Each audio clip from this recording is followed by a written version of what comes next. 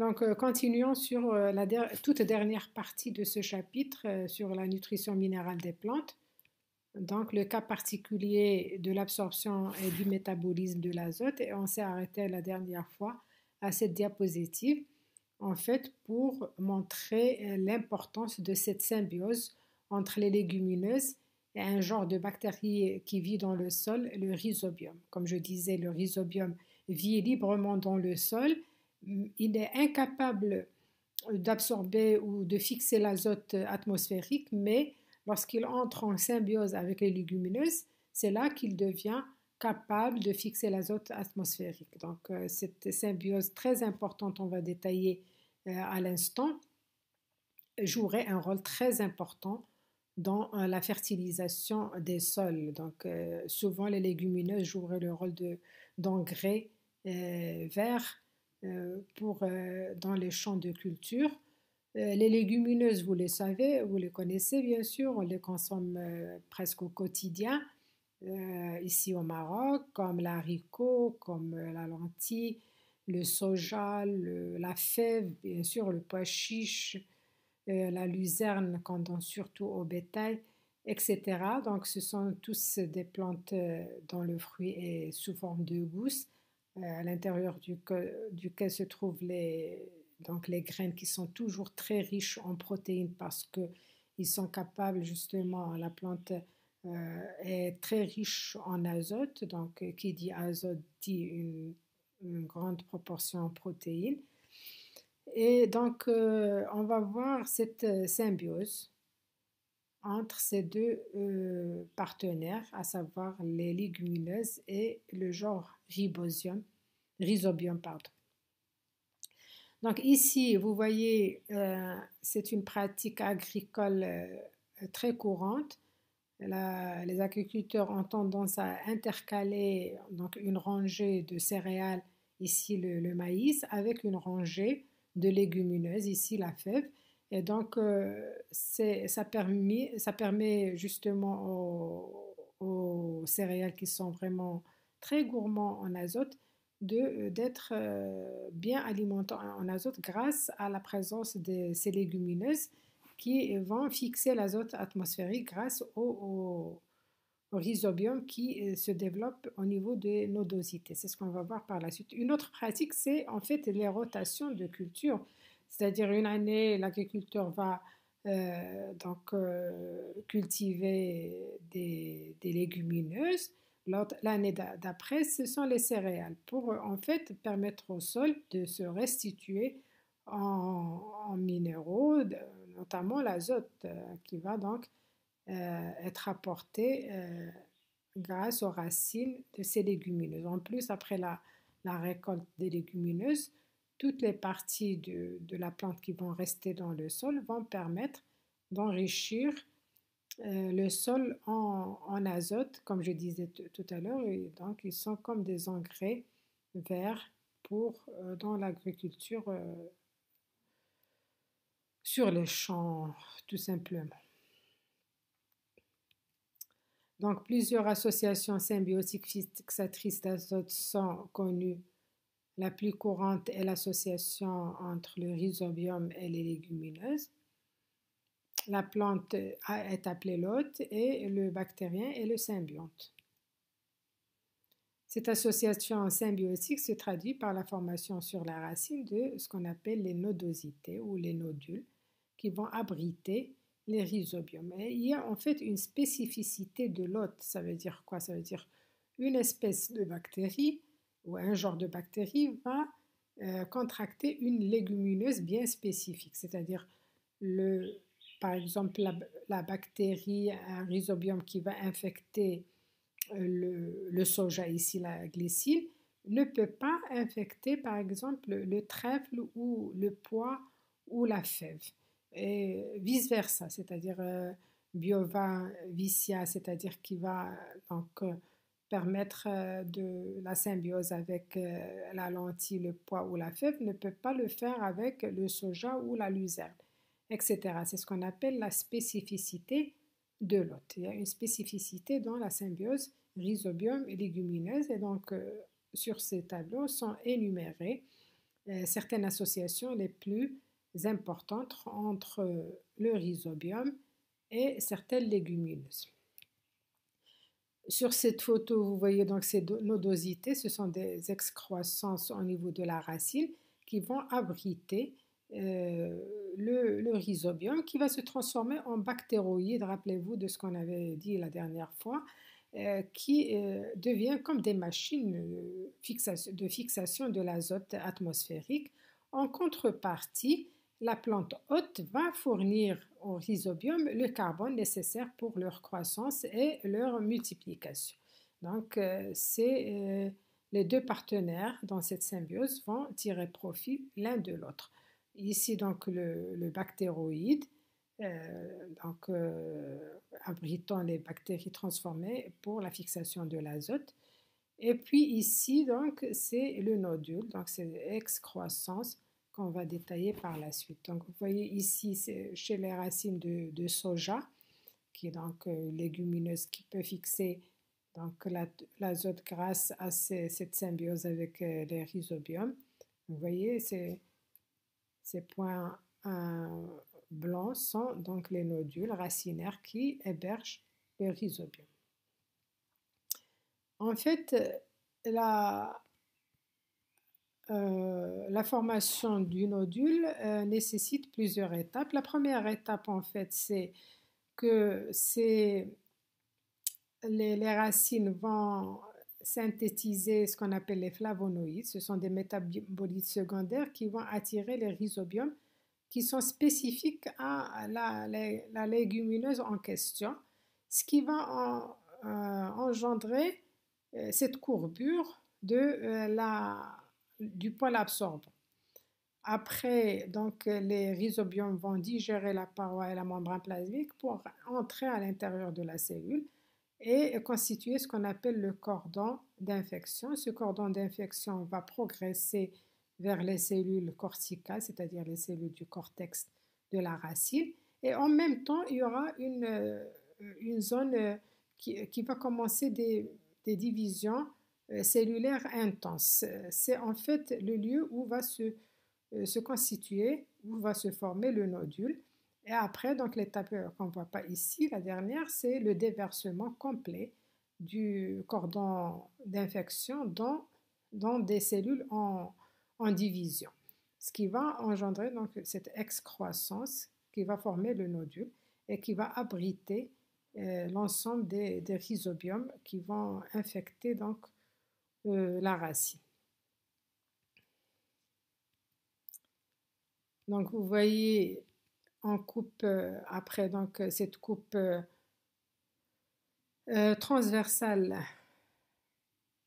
qui va montrer justement ces étapes qu'on vient d'évoquer à l'instant, donc l'infection, ce dialogue chimique entre les deux partenaires, à savoir donc la plante hôte et les rhizobiums, qui va donc la racine va émettre un signal chimique, comme je disais, ce sont les flavonoïdes, qui vont attirer les rhizobiums et les bactéries, à leur tour, vont émettre des signaux qui vont stimuler l'élongation du poil absorbant et la formation du cordon d'infection par une invagination de la membrane plasmique.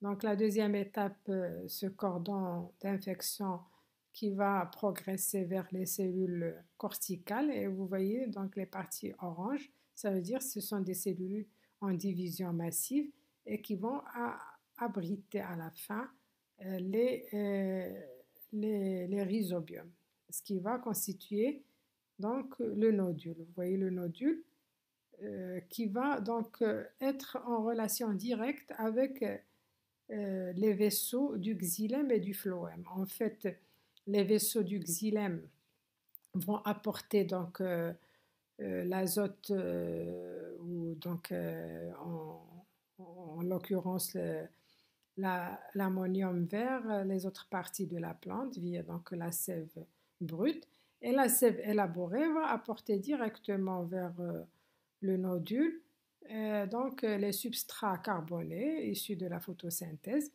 que la plante va fournir au rhizobium pour continuer leur croissance et leur développement. Donc, c'est une symbiose parfaite entre l'hôte et le symbionte. Donc, les 4 stades principaux, la multiplication des rhizobiums, première étape, et la colonisation de la rhizosphère, la fixation aux cellules épidermiques et au poil absorbant. Deuxièmement, c'est la courbure du poil absorbant et l'invasion par le cordon d'infection qu'on a vu donc, sur le schéma. Après, c'est l'initiation de la formation du nodule qui est concomitante avec la première étape. Donc, dès qu'il y a donc, cette attraction chimique entre les racines et le rhizobium, il y a initiation de la division cellulaire qui va donc engendrer la formation du nodule qui va abriter les rhizobiums. Dernière étape, c'est le déversement complet des bactéries, c'est-à-dire les rhizobiums, dans le nodule, qui vont être différenciés sous forme de bactéroïdes pour la fixation de l'azote. Comme je disais, ils deviennent comme des machines de fixateurs d'azote qui vont fournir l'azote à la plante hôte. Ici, on va faire une comparaison entre une non-légumineuse et une légumineuse. Donc, à gauche ici, c'est au niveau de la cellule racinaire, ici la cellule foliaire, ici c'est la tige. Donc, cette représentation très simple pour comprendre ce qui se passe pour une non-légumineuse. Donc, comme on l'avait dit, soit l'azote il sera absorbé sous forme de nitrate ou d'ammonium. Le nitrate est très toxique, donc la plante, elle va le mettre dans, dans sa vacuole, parce que, comme je le dis toujours aux étudiants, la vacuole, c'est comme une poubelle. Tous les déchets, tout ce qui peut être toxique pour les enzymes à l'intérieur du cytoplasme, elle va le mettre à part dans la vacuole. Soit ce nitrate va passer dans le plastide, qui est donc l'équivalent du chloroplaste, le plaste je veux dire, qui est l'équivalent du chloroplaste dans la cellule foliaire, et donc qui va être transformé par des enzymes qu'on va donc détailler juste après, en nitrite et en ammonium. L'ammonium qui va entrer par la suite dans la synthèse des acides aminés et qui eux-mêmes entrent dans la synthèse des protéines.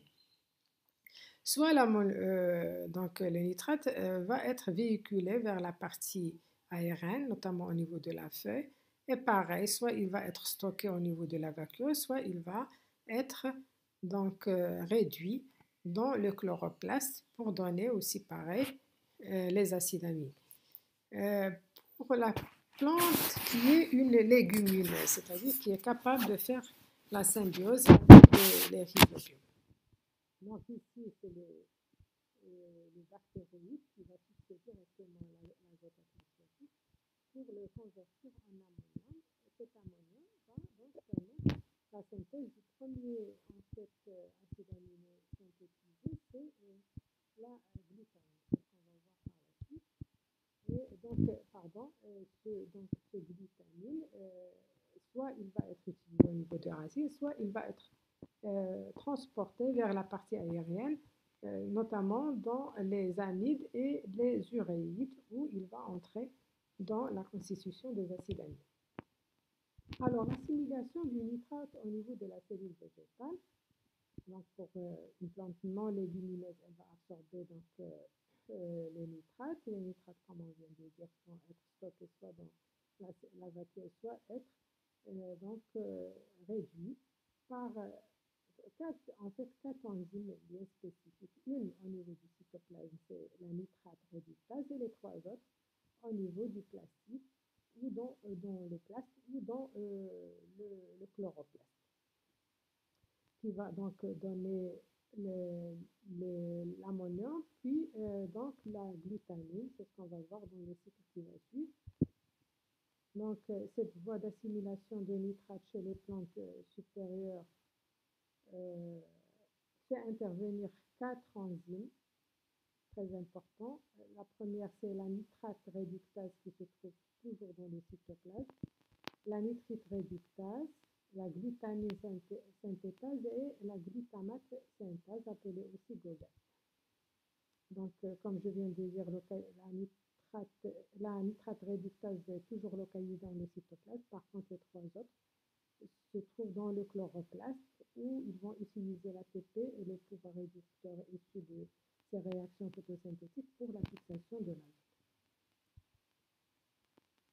Donc, les réactions en détail. La première réaction donc, de la nitrate réductase donc, va donner la nitrite, le nitrate réduit en nitrite, et le pouvoir réducteur, c'est le NADPH. Et dans le chloroplaste, le nitrite va donner l'ammonium. Donc, le donneur d'électrons, c'est la ferredoxine. Troisième étape, c'est la glutamine synthétase qui va donc permettre l'incorporation du carbone 5 du glutamate de l'ammonium pour former donc la fonction amide de la glutamine. Donc, NH4 plus ammonium plus le glutamate plus ATP va donner la glutamine plus ADP plus le phosphate inorganique. Et la dernière, par la glutamate synthase ou GOGAT, donc appellation glutamine oxoglutarate amidotransférase, qui va permettre justement le transfert de l'azote de la fonction amide de la glutamine sur la fonction cétonique de l'alpha-cétoglutarate qui est d'origine photosynthétique. Donc, pour former 2 molécules de glutamate.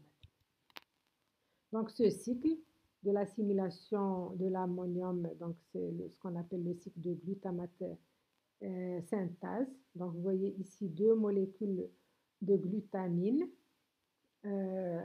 sont formées par l'addition de l'ammonium sur 2 molécules de glutamate. Donc, la réaction est catalysée par la glutamine synthétase. Une molécule de glutamine va être disponible pour l'exportation vers la partie haute et l'autre, glutamine, va subir une réaction de transamination avec l'alpha-cétoglutarate, générant ainsi 2 molécules de glutamate. Cette dernière est catalysée par la glutamate synthase ou GOGAT. Donc, vous voyez, entre la glutamine et la glutamate, c'est cette fonction amide qui va être donc fixée au niveau du carbone 5 de glutamate pour générer une glutamine. Donc, je vais arrêter là. Surtout, n'hésitez pas à poster vos questions. S'il y a des parties qui restent ambiguës pour vous et qui nécessitent encore plus d'explications, il faut me les faire savoir. Et je répondrai avec enthousiasme. Je vous souhaite une très bonne continuation et je vous dis portez-vous bien. À bientôt.